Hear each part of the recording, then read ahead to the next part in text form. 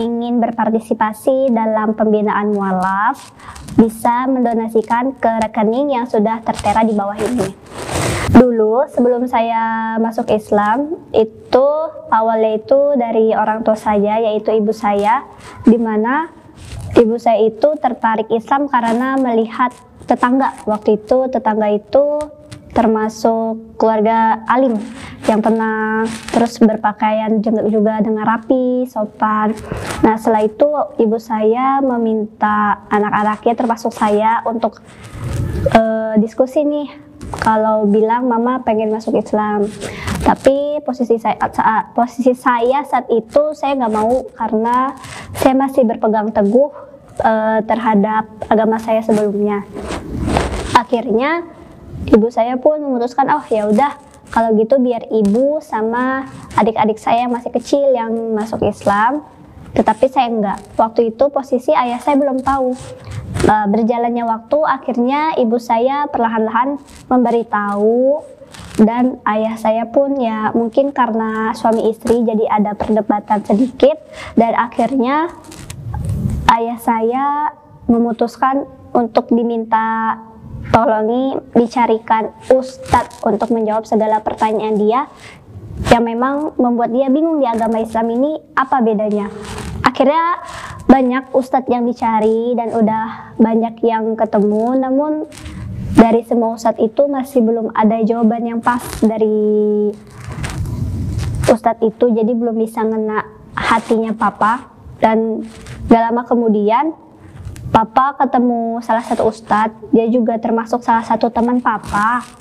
Dan papa nggak tahu kalau waktu itu dia tuh ustadz punya pondok, karena memang waktu itu beliau tidak memberitahukan.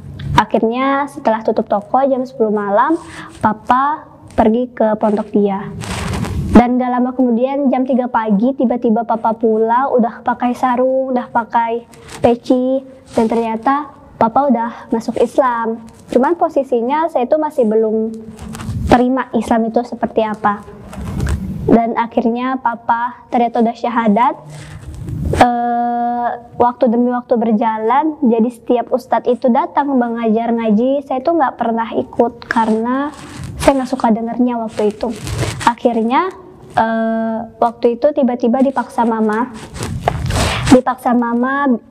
katanya harus ikut. Akhirnya saya terpaksa pakai jilbab, terpaksa pakai pakaian yang tertutup. Tapi proses saat saya belajar itu harus nangis dulu, karena kan mikirnya kayak kenapa sih harus dipaksa, kan nggak mau, agama itu kan hak setiap orang. Dan akhirnya lama-kelamaan saya luluhnya karena ustadz itu setiap selesai belajar dia selalu menyelipkan pelajaran-pelajaran dikit, seperti kayak perempuan itu seperti ini, perempuan itu seperti itu. Dan akhirnya saya tertarik, namun saya belum memutuskan untuk masuk Islam karena saya hanya tertarik aja. Dan suatu malam papa pulang dari pondok, papa bilang bahwa kalau berdoa tengah malam itu doanya dikabulin.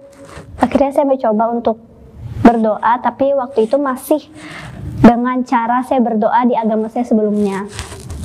Berdoa saya hanya minta kalau memang Islam ini yang benar, saya tetap bakal masuk ke Islam. Tapi kalau enggak, saya tetap bakal di agama saya sebelumnya sampai saya mati.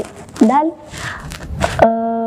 saya terus berdoa meskipun nggak pakai cara Islam ya, saya berdoa dengan cara saya sendiri. Setelah itu, nggak lama kemudian papa saya datang lagi dari pondok, bilang bahwa kalau kita doa subuh plus doa tengah malam itu dikabulin. Tapi posisinya saya nggak tahu kalau itu tuh namanya sholat tahajud sama sholat subuh, jadi cuma tahu doa. Nah akhirnya beberapa minggu saya lakuin itu non-stop, dan saya juga sempat belajar belajar sholat, belajar diam-diam karena waktu itu masih gengsi kalau ketahuan orang tua saya kan. Akhirnya saya belajar, saya doa. Begitu tengah malam waktu itu, biasanya ibu saya setelah ngaji, Al-Quran itu nggak pernah ditaruh di ruang tamu, pasti ditaruh di dalam lemari di kamar. Tapi entah malam itu saya ngelihat Al-Quran lagi ada di atas meja. Akhirnya saya memutuskan untuk ambil. Bukan saya kepengen, tapi kayak tertarik ngelihatnya. Akhirnya saya ambil, dan surah pertama yang saya baca itu Al-Baqarah. Dan di surah itu terdapat banyak jawaban yang memang saya pertanyakan di agama saya sebelumnya, namun tidak pernah ada yang bisa menjawab dengan logika. Akhirnya terjawab juga di dalam surah tersebut. Gak lama kemudian ibu saya tiba-tiba minta saya buat mau mondok gak, tapi posisi saya belum tahu kalau masuk Islam itu harus syahadat. Jadi saya bilang, oh ya udah mondok lah, karena kan waktu itu masih muda, masih kecil, jadi mikirnya kayak ya udah nggak apa-apa mondok aja biar jauh dari rumah, biar gak denger omelan gitu. Tahu-taunya masuk sini, saya nggak tahu disuruh syahadat. Ketemulah sama Ustadz Nababan. Setelah ketemu sama Ustadz Nababan, ya udah disuruh syahadat. Setelah syahadat, akhirnya saya mondok. Nah, karena makin besar, jadi bagi saya mondok bukan jauh dari orang tua, ya biar bisa belajar agama gitu. Waktu itu saya tentang ketuhanan, karena kan selama ini yang saya pelajari Tuhan itu ya maksudnya bisa ada 3 lah. Mungkin ada beberapa orang di luar sana yang memang nggak setuju karena mungkin beda pemahaman ya sama saya. Cuman kalau misalkan bagi saya, kalau konsep materi seperti itu diajarkan pada anak seumuran saya dulu, bisa dibilang SMP itu bukan umur yang harus diajarkan tentang teologi. Maksudnya kita harus dipaksa berpikir di luar nalar, abis itu dipaksa buat percaya, pokoknya harus percaya, kalau nggak percaya itu salah gitu. Nah, akhirnya waktu itu soal ketuhanan saya baca, dan saya mempertanyakan kenapa kalau di agama saya sebelumnya kok lebih dari 1, kalau di sini kok 1 gitu. Sedangkan kan ceritanya sama aja, kayak cerita tentang di sini Bunda Maria, di sini Maryam, sama aja ceritanya. Cuman kenapa tiba-tiba kok bisa jadi 3, kok di sini 1, dan di situ terjawab. Memang kalau secara logika, kalau misalkan Tuhan kita 3 itu, dunia tuh gak bakal bisa akur. Karena kan kalau misalkan 3, kalau yang 1 mati, siapa satu lagi yang buat itu? Karena kan kalau 3 masing-masing punya tugas dong, masing-masing. Gak mungkin 3-3-nya tugasnya sama. Jadi kalau misalkan mereka berantem, ya gimana? Kiamat pula nanti di sini kan. Jadinya akhirnya saya memutuskan, memang di Islam ini memang lebih ke logika, tapi bukan berarti apa-apa harus pakai logika, tapi masuk akal gitu. Gitu aja sih. Bisa dibilang soal tentang nabi itu, kalau di sono kan di agama saya sebelumnya, nabi itu anak Allah. Yang saya pelajari di sini, nabi itu manusia gitu. Mungkin berbeda kali ya ceritanya, cuma menurut saya sama aja, bedanya yang 1 agak ada tambahannya, yang 1 pas gitu. Kalau orang-orang di luar sana mungkin kalau lihat video ini pasti bakal marah kali ya, bakal banyak haters lah. Cuman apa yang saya pelajari dan apa yang saya rasakan ya begitu. Jadi nggak ada yang namanya lebih dari 1, 2, 3, 4, itu nggak ada. Lebih logika tuh 1, karena di mana-mana pemimpin itu 1, bukan 3.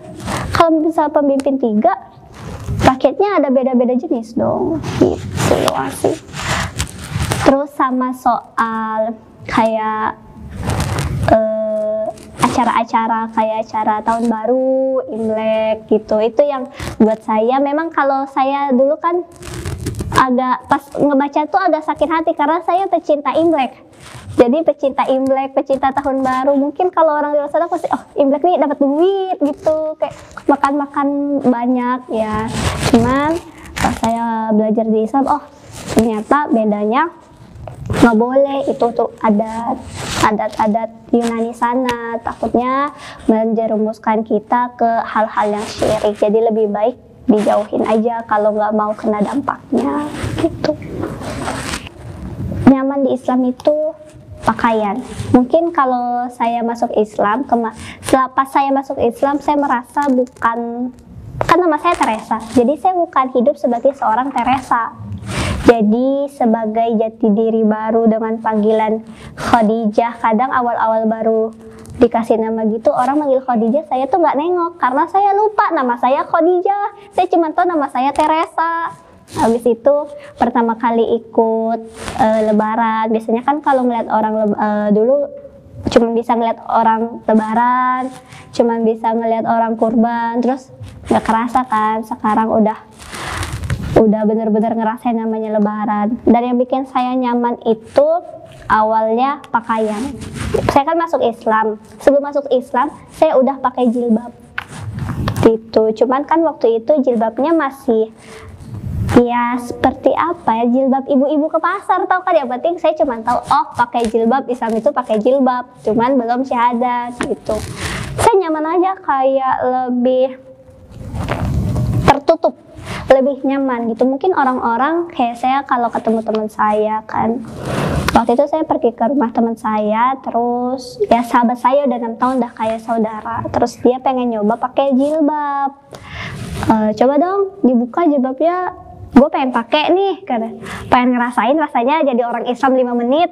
Ya udahlah saya pakai ini tuh, pakai. Dia ngerasa kayak kok panas ya, kok lu betah ya, kok gue ngeliat lu tuh pakai tuh tidur aja bisa pakai jilbab. Sebenarnya awal-awal itu emang panas, gerah, mungkin gatel, apalagi kalau misalkan bagi kalian perempuan yang suka pakai ciput dalaman jilbab itu, kalau nggak pakai jilbab tuh kayak orang sakit kanker, botak. Jadi kayak pengen ketawa kalau ngelihat kaca, karena kalau pakai ciput tuh kayak orang penyakit kanker stadium 4, nggak boleh kelihatan kayak botak. Tapi nanti lama kelamaan kalau nggak pakai ciput tuh kayak risih, kayak kalau nggak pakai ciput. Karena kalau pakai jilbab kan licin ya. Terus zaman sekarang jilbab tuh ada yang bahannya licin banget, kayak tipis, kayak kelihatan nggak pakai jilbab. Itu harus pakai ciput, soalnya kalau nggak pakai ciput nanti rambutnya keluar. Jadi keluarnya itu bukan lewat depan, lewat belakang. Jadi rambut-rambut yang kecil itu suka nongol, jadi di jilbab kita kayak duri. Makanya yang bikin saya awal nyaman itu. Kalau gamis saya masih belum terlalu nyaman dulu, karena ribet. Karena saya dulu suka pecicilan kan, kayak lari sana, loncat sana, ngingkang sana, nggak bisa duduk rapat begitu, nggak bisa dulu. Cuman lama-kelamaan di Anaba kan belajar, kayak ustadz kan suka kasih tahu harus pakai kaos kaki ya, gini-gini, duduk nggak boleh begini. Nah, lama-kelamaan saya terbiasa. Itu yang makin lama buat diri saya nempel sama Islam tuh cuman pakaian yang bener-bener. Jadi kalau saya keluar, meskipun acara apa aja, kayak acara perpisahan lah, acara wisuda, orang pakai kebaya, saya pakai gamis, berbeda sendiri. So kalau buat masuk Islam kafah belum ya, karena kadang saya suka melanggar peraturan. Cuman ya kita berusaha lah jadi manusia, berusaha jadi baik ya, meskipun kadang nggak baik gitu. Karena saya pernah dapat nasihat dari seseorang, kalau kamu bukan kebaikan, belum tentu kamu dalam keburukan. Jadi jangan sampai nih kita misalkan kita nggak sholat nih, amit-amit, mungkin di luar sana masih ada yang tergerak hatinya belum sholat. Ya setidaknya jangan ngelakuin hal-hal yang lebihkan dari itu, meskipun sholat itu hal yang paling fatal kalau nggak dilakuin. Misalkan di sono di luar sana ya, misalkan mereka bermaksiat lah, berzina atau minum khamar atau ke klub, setidaknya sholatlah habis itu. Seburuk-buruknya dosa, setidaknya jangan ninggalin sholat, karena sholat itu paling utama. Meskipun katanya kalau pengen memperbaiki hidup, perbaiki diri, perbaiki sholat dulu. Terus kalau ada yang nanya, saya udah sholat 5 kali sehari, sholat duha iya, sholat ini iya, tapi kok saya masih bawahnya pengen ngerokok ya, bawahnya pengen ngedugem ya.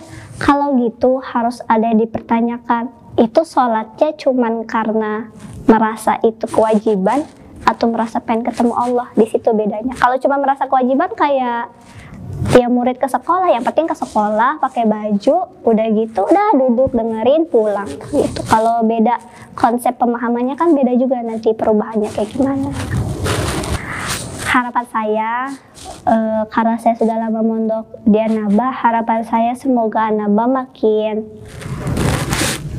maju, terus santrinya makin banyak, terus makin makmur, makin masyhur. Udah sih itu aja. Dan doain Ustadz Nababan, semoga Ustadz Nababan makin sehat, terus rezekinya lancar, rezeki buat pesantrennya juga lancar, rezeki buat anak santrinya juga lancar, jadi gak ada yang tersendat. Terus semua anak santri, baik staf, baik pengajar, baik pemimpinnya, istrinya, anak-anaknya juga pada sehat. Itu aja sih. Itu saja mungkin kisah hijrah saya. Mohon maaf bila ada kesalahan kata atau kesalahan pemahaman atau sikap saya yang membuat hati kalian tersinggung. Nggak ada bermaksud buat menyinggung hati kalian, dan apa yang saya omongin itu apa yang saya rasakan dan apa yang saya pelajari di sini. Wassalamualaikum warahmatullahi wabarakatuh.